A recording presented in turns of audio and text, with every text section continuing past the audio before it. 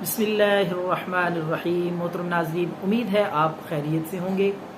अल्लाह आपको खुश रखे, सेहत वाली आफियत वाली ज़िंदगी अल्लाह आपको नसीब फरमाए। तो हिकमत का ये सादा सा नुस्खा है, बहुत सदियों पुराना, बारहा का आजमाया हुआ। ये शुगर के लिए, ज़ियाबितिस ब्लड शुगर के लिए सादा सा नुस्खा पेश खिदमत है।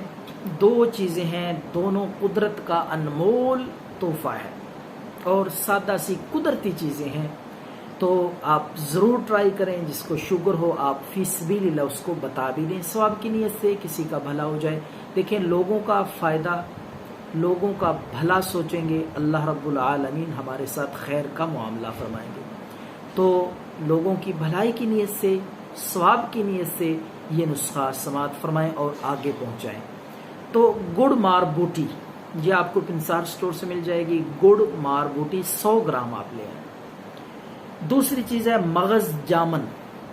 जामन का दरख्त होता है, उसके फल, उसके गुठली, उसको मगज़ जामन कहते हैं। आप उसके 100 ग्राम ले आए, मगज़ जामन। ये दो चीज़ें हैं इस नुस्खे में।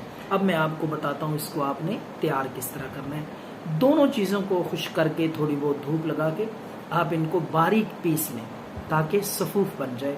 बहुत कीमती नुस्खा बता रहा हूँ शुगर के लिए। तो बारीक पीस के इनको अच्छी तरह मिक्स कर लें।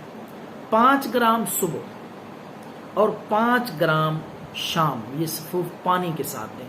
तकरीबन 1 चम्मच भरा हुआ टीस्पून, छोटा चाय का चम्मच हुआ है। 1 चम्मच सुबह, 1 चम्मच शाम को अपना पानी के साथ 15 दिन तक ये इस्तेमाल करें बिला नागा। फिर इसका रिजल्ट देखें, इंशाअल्लाह अज़ीज़ शुगर जो है वो अपने लेवल पे रहेगी।